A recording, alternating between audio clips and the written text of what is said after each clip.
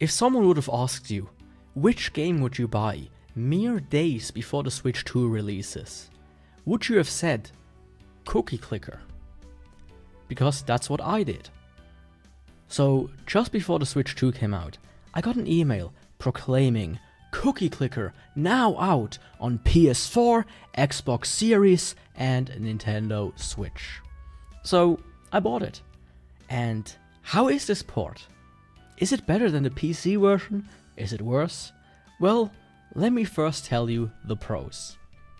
It is a fully featured, up-to-date version of Cookie Clicker, just as you can play it on the internet, or on Android, or on any other device where it's available. And that's about it. So let me first get to the controls. Now you'd think because the Nintendo Switch has touchscreen, you can use touch, but nope.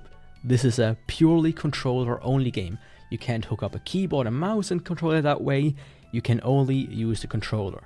So to get to the other side, you would have to press 1, 2, 3, 4, potentially 5 times, or not, if not more. Just to get to the bottom, you have to click like 10 times. It is truly one of the worst ways to control this game.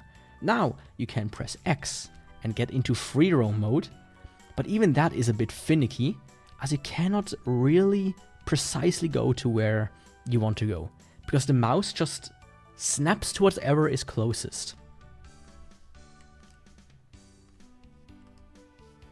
And that's no way to control a game like this.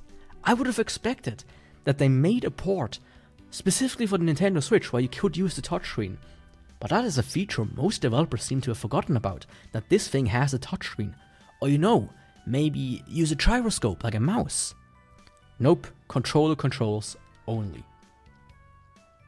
And now you'd think, besides that, maybe it's still a good game. The controller's a bit flaky, but other than that, it's fully featured Cookie Clicker, right?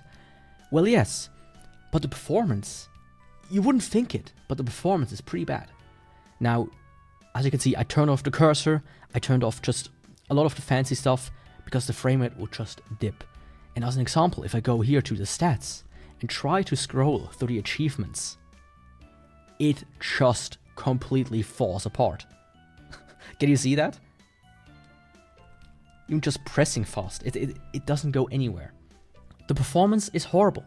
I tried it in docked mode, and it is a bit better, but in handheld, it really sucks. And overall, I think this is a really lazy port. Not just because of the missing touch controls or the performance being bad. No, but just look at this. It's way too big for the console. They couldn't even spend a couple of hours trying to make this fit better on the display. And that's not all. Look at my current progress. It's about 10.9. Now when I just go to the home screen and then return, it genuinely updates. If I lock the console while it's on and then enter it again, it does update again, which is nice.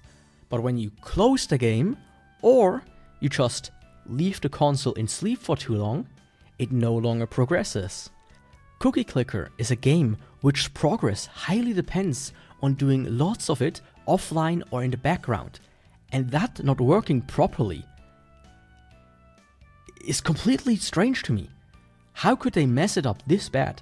I'm not gonna play hundreds of hours of Cookie Clicker or leave it on constantly for the screen to burn in just to get to the first ascension. All in all, I don't know who this port is for. If you have a PC, then play the web or Steam version. If you have a phone, then play the phone version. And if you have neither, just don't buy this version anyways, because it sucks. Don't buy Cookie Clicker for the Switch, don't buy it for the PS4, don't buy it for the Xbox. If you like the game, support the developer, but not like this.